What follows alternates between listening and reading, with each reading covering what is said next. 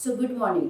आज हम आए हैं प्रसिद्ध पल्मोनोलॉजिस्ट जो कि नागपुर में धंतुली में गेटवेल हॉस्पिटल के वन ऑफ द डायरेक्टर है, डॉक्टर राजेश स्वर्णकर सर से मिले, जिनसे हम जानेंगे लंग कैंसर के बारे में डिटेल इन्फॉर्मेशन। लंग कैंसर क्या होता है, लंग कैंसर की ट्रीटमेंट क्या है, इसे पहले कैसे प्रिवेंशन कर सकते हैं, उसके डिफरेंट काइंड ऑफ मोडेलिटी क्या है, उसकी नए टेक्नोलॉजी के साथ में इसे किस तरीके से क्योर किया जा सकता है, ये सब हम आज डिटेल जानेंगे डॉक्टर राजेश स्वर्णकर सर से।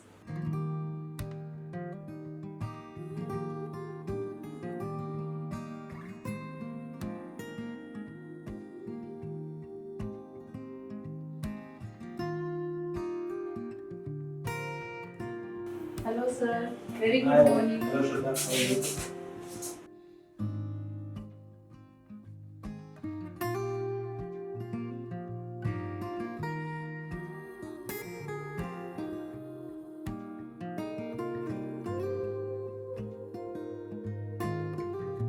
आज हम सर से जानेंगे लंग कैंसर के बारे में।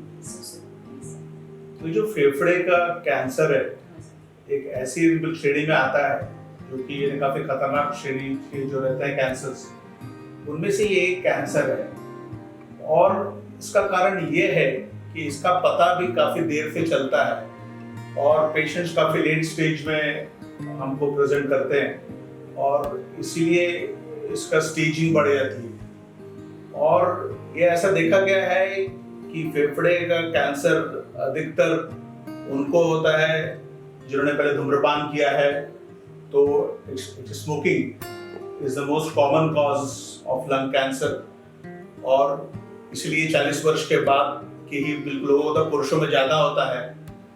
और ऐसा नहीं कि सिर्फ जो धूम्रपान करते हैं उन्हीं को होता है, पर आजकल जैसे इंडस्ट्रियल पॉल्यूशन है तो ऐसे पेशेंट्स जो ऐसी फैक्ट्री में काम करते हैं जहाँ पे केमिकल एक्सपोजर है या बहुत ज़्यादा धुआं का एक्सपोजर होता है, वैसे लोगों को भी ये जो है लंग कैंसर हो सकता है। ये जो लंग कैंसर का जो इंसिडेंस है वो हमारे भारत में नाक मुंह और कैंसर के बाद यदि सबसे ज़्यादा कॉमन कैंसर है। तो इसके बारे में जानकारी बिल्कुल हम लोग को सबको होनी चाहिए।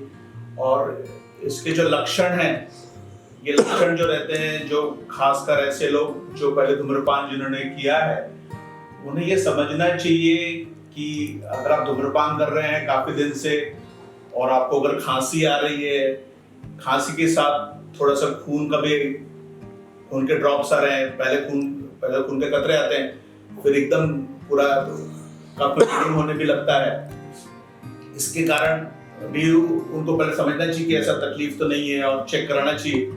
दूसरा जो होता है वो चेस्ट पेन होता है। तो मैंने कहा आपको पहले कि ये जो लंग कैंसर डायरेक्ट नहीं होता है, क्योंकि हमारे फेफड़े अंदर से पेन के लिए इनसेंसिटिव है। ये ट्यूमर बहुत, अगर ये फेफड़े के अंदर पैदा होता है और वही रहता है, तो ये जब तक कुछ और कॉम्प्लिकेशन नहीं कर देता तब तक पेशेंट को समझ में नहीं आता कि इनको है। और बहुत बार ऐसा होता है और हमने देखा है कि एक्सरे किसी और कारण के लिए किया था और उसमें हमें वहाँ पे गांठ दिख रही है, तो इसीलिए इसका इलाज काफी देरी से रहता है। सर, लंग कैंसर के टाइप्स क्या होते हैं? तो मैंने जैसे कहा कि फेफड़े का कैंसर कहाँ पे, मतलब किस तरफ ग्रोथ हो रही है, उस पर डिपेंड करता है कि उनको क्या क्या लक्षण होते हैं। तो फेफड़े के कैंसर, अब इस देख रहे कि यहाँ पे ये श्वास मार्ग है, तो श्वास मार्ग के अंदर जहाँ से सांस अंदर फेफड़े में जाती है वहाँ पर भी हो सकता है। और जब फेफड़े का कैंसर श्वास मार्ग में होता है तो उसमें खांसी होती है और सांस में तकलीफ होती है क्योंकि अवरोध हो जाता है। दूसरा फेफड़े का कैंसर हो सकता है जो कि फेफड़े के अंदर हो। और तीसरा जो फेफड़े का आवरण, हम जिसको बोलते हैं प्लूरा, उसमें भी कैंसर हो सकता है और उसके कारण फेफड़े के आवरण में पानी आ जाता है और उसका भी एक टाइप का एक कैंसर रहता है। तो कैंसर श्वास मार्ग का, एक अपने फेफड़े का, और एक फिर फेफड़े के बाहर का आवरण जिसे प्लूरा बोलते हैं, ऐसे तीनों भी तरह के कैंसर रहते हैं और फिर इसके सब टाइप्स रहते हैं। जैसे स्मोकर्स में खासकर होता है स्मॉल स्मेल और स्क्वामस सेल कार्सिनोमा होता है।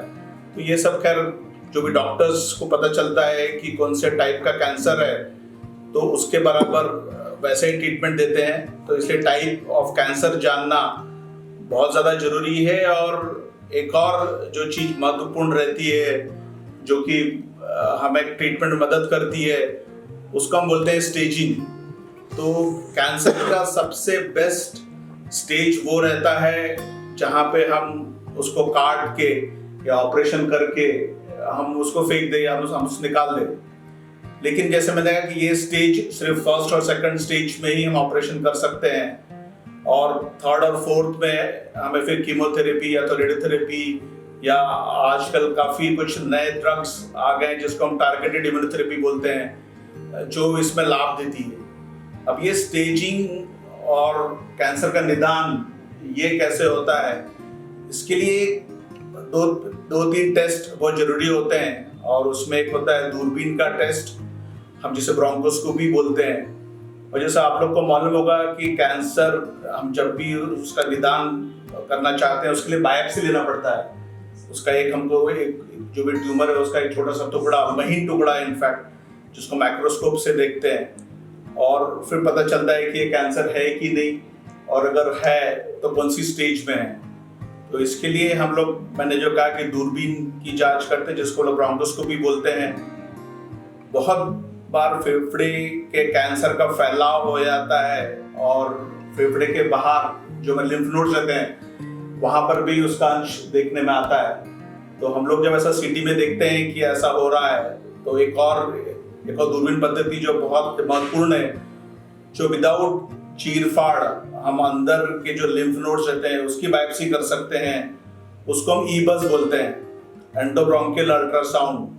तो ये वाली दूरबीन में ही अल्ट्रासाउंड रहता है, फेफड़े के हम अंदर जाते हैं, वहाँ अल्ट्रासाउंड ऑन करते हैं और फेफड़े की श्वास की नली को भेदते हुए वो सुई वहाँ पे हमको लिम्फ नोड जो दिखता है वहाँ पर जाते हैं और वहाँ से उसका पीस निकालते हैं। तो ये बहुत ही आधुनिक पद्धति है पर जिससे बहुत महत्वपूर्ण है क्योंकि इससे पता चलता है कि फेफड़े की स्टेजिंग क्या है और हम कौन से स्टेज में उसका ट्रीटमेंट हम बिल्कुल कर पाएंगे।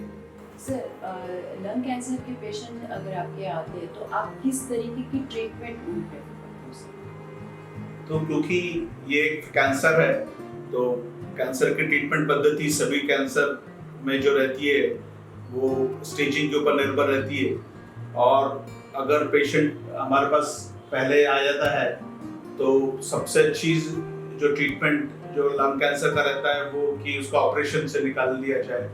और इसको हम लोग आजकल दूरबीन की पद्धति से भी करते हैं। पहले के ज़माने में जो ऑपरेशन रहता था उसमें काफ़ी काट पीट करनी पड़ती थी, रिब्स काटना पड़ता था। पर अभी ऐसी टेक्निक्स है जिसको हम लोग बोलते हैं थोरेकोस्कोपिक या watts video assisted thoracoscopic surgery, जिससे बहुत टाइप्स के और बहुत तरह के कैंसर हम लोग लंग कैंसर निकल सकते हैं। अगर कैंसर थोड़ा बड़ा हो तो फिर चीरफाड़ का ऑपरेशन करना पड़ता है जिससे हम बोलते हैं थोरेकोटॉमी। और अगर स्टेजिंग ज़्यादा हो या इवन ऑपरेशन के बाद में वो वाला कैंसर रिकरेंस ना हो, इसीलिए उसको कीमोथेरेपी देना पड़ता है और उसका रेडियोथेरेपी का भी रहता है। इसका इसलिए रहता है कि अगर श्वास मार्ग का कैंसर है और ये पूरा अवरोध कर रहा है तो उस भाग में फेफड़े में हवा पहुंचती नहीं है और इसके कारण वो फेफड़ा पूरा कोलैप्स हो जाता है और ये जो एक्सचेंज होता है उसमें पार्टिसिपेट नहीं करता है फेफड़ा। तो इसीलिए बहुत उनको सांस में बहुत तकलीफ हो जाती है। तो इसलिए हम लोग खुद ही जो ब्रोंकोस्कोपी से अंदर से वो ट्यूमर को हम लोग डीबल्किंग करने की कोशिश करते हैं ताकि कहीं ना कहीं रास्ता कहीं बना दिया जाए ताकि सांस कम से कम वहां तक पहुंचे। तो इससे एक मरीज की जो सांस की तकलीफ भी काफी कम हो जाती है और उनकी जिंदगी बढ़ जाती है और quality of life also increases. दूसरा जो पद्धति होती है उसको हम बोलते हैं स्टेंटिंग। तो अगर ट्यूमर अगर इस तरफ है और बीच में ट्यूमर है, यहाँ भी सांस मार्ग खुले हैं, यहाँ भी श्वास मार्ग खुले हैं, तो उसमें से बीच से एक ट्यूब हम जिसको पोली ट्यूब बोलते हैं, पोली ट्यूब या हॉलो ट्यूब डाल दे हैं ताकि वो हवा इस भाग से इस भाग चले आए, कैंसर बीच में रहे भी तो उसके थ्रू हम लोग स्टेंटिंग कर देते हैं। तो आजकल काफ़ी अच्छी पद्धति अवेलेबल है और हमारे को नागपुर में ये सब पद्धतियाँ अवेलेबल है और इसके एक्सपर्ट डॉक्टर्स यहाँ पे हैं। तो जैसे पहले होता था कि लोग काफ़ी मेट्रो सिटी में जाके ये सब सोफिस्टिकेटेड ट्रीटमेंट लेते थे, पर हमारे पास आजकल डेडिकेटेड कैंसर हॉस्पिटल्स नागपुर में हैं और ये सब डेडिकेटेड, जिसको इंटरवेंशनल पल्मोलॉजी बोलते हैं, जिसमें हम ये दूरबीन की पद्धति से लंग कैंसर का कुछ डायग्नोसिस और ट्रीटमेंट दोनों भी काफ़ी हद तक पॉसिबल हो जाता है। और कुछ ही पेशेंट रहते हैं जिसमें हमें ऑपरेशन करना पड़ता है अगर वो अर्ली स्टेज में आते हैं तो मेरा ये कहना है खासकर पेशेंट्स को कि आप बिल्कुल किसी भी लक्षण को, जो भी होता है खांसी, जिसे हम लोग उसे एकदम छोटे तौर पे ना ले, उसकी तरफ थोड़ा सा ध्यान दे और उसको फिर एक दुर्लक्ष्य ना करें। बहुत बार होता है कि खांसी तो आती है सबको, लेकिन अगर कोई खांसी आपको 6 हफ्ते 8 हफ्ते से ज़्यादा दिन तक चल रही है तो आपको सर्टेनली डॉक्टर से जाके मिलना चाहिए। और जो स्मोकर्स है उन्हें तो काफ़ी अटेंटिव रहना चाहिए कि ऐसे कुछ लक्षण अगर आते हैं जिसमें खून आ रहा है तो उन्हें तुरंत डॉक्टर से संपर्क करना चाहिए। और अगर स्कैनिंग बोलते हैं, सीटी स्कैन जैसे बोलते हैं, फर्स्ट जो होता है डायग्नोसिस रहता है एक्सरे के बाद में वो सीटी स्कैन रहता है। तो आजकल तो वर्ल्ड ओवर ये भी बोलते हैं कि अगर आप स्मोकर हो तो हर साल एक लो डोज सीटी स्कैन भी करना बेहतर रहेगा, क्योंकि इससे हमें पता चल जाता है। और मुझे लगता है कि सबसे अच्छा है कि अगर आप स्मोकिंग कर रहे हैं तो स्मोकिंग छोड़ दीजिए, क्योंकि ये खतरनाक है। और न कि लंग कैंसर बल्कि मुंह का कैंसर और इवन बाकी अदर कैंसर्स जो भी है वो भी धूम्रपान से संबंधित रहते हैं। इसलिए बेहतर ये है कि धूम्रपान कर रहे हैं तो बिल्कुल छोड़ दीजिए, क्योंकि आपके लिए प्राण घातक हो सकता है। तो सर ने जैसे बताया अभी कि हम अगर निदान पहले ही जान जाते हैं और एक्सपर्ट डॉक्टर के आके अगर सलाह लेते हैं तो कुछ हद तक वो लास्ट स्टेज तक जाने से बच सकते हैं और जल्दी ट्रीटमेंट में आके वो ठीक हो सकते हैं। सर, तो ये जो स्मोकिंग है और वैपिंग है और इस तरीके से जो इलेक्ट्रॉनिक सिगरेट आए हैं, तो इसका किस इससे असर, और इसमें आप एक पब्लिक के लिए एक मैसेज, यंगस्टर के लिए खास करके मैसेज देना चाहोगे? हाँ, निश्चित तुमने ये बहुत अच्छा सवाल उठाया है, क्योंकि ऐसा देखा गया है कि हमारे जो यूथ है, हमारे यंग जो लोग हैं, लड़के लड़कियां, उन्हें ऐसा लगता है कि, और जैसे फिल्मों में दिखाया जाता है कि स्टाइल थोड़ा सा, अगर if he is actually young boy, he wants to impress others and then he has that style of smoking and girls get impressed by that. थोड़े धुएं का फिर वो छल्ला भी जो घुमाने की प्रैक्टिस करते हैं। पर ये सब ठीक है पहले, लेकिन ये कब आपकी आदत बन जाएगी ये आपको भी समझ में नहीं आएगा।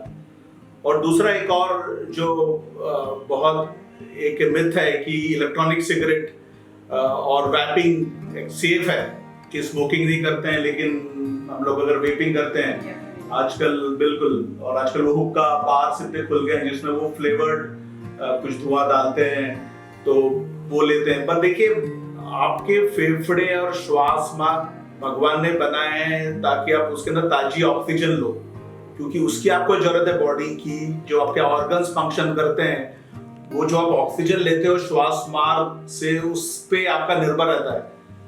आप अगर वो श्वास मार्ग से धुआं, वैपिंग, इलेक्ट्रॉनिक सिगरेट या अगर कुछ भी स्मोक डालते हैं तो ये तो आप बिल्कुल नेचर के विरुद्ध काम कर रहे हैं और ये कहीं ना कहीं जाके आपको नुकसानदायक होने वाला है, क्योंकि अननेचुरल है। जो भगवान ने जिस ऑर्गन को जिसके लिए बनाया है, आप उसका उपयोग किसी और चीज के लिए कर रहे हो, तो इसका पनिशमेंट तो आज नहीं तो कभी मिलता है, जो रियलाइज नहीं होता है जब यंग रहते हैं।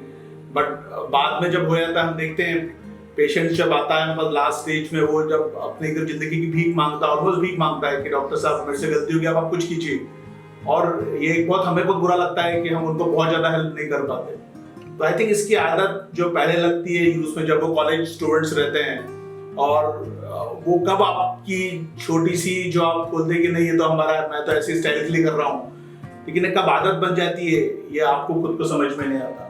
और ये वैपिंग और इलेक्ट्रॉनिक सिगरेट इक्वली बैड है स्मोकिंग के समान, क्योंकि आप डाल रहे हो फेफड़े में कुछ ना कुछ धुआं, ऑक्सीजन या जो वैसे शुद्ध हवा आजकल मिलती नहीं है, हम उसके लिए स्ट्रगल कर रहे हैं, पॉल्यूशन है, तो उसके लिए हम ज्यादा कर नहीं सकते। लेकिन आपके हाथ में जो है उतना तो हम शायद बिल्कुल अपने अपने खुद के शरीर के लिए कर सकते हैं। ये मुझे मैसेज आज के यंग कॉलेज स्टूडेंट्स को मुझे देना है। Thank you so much sir.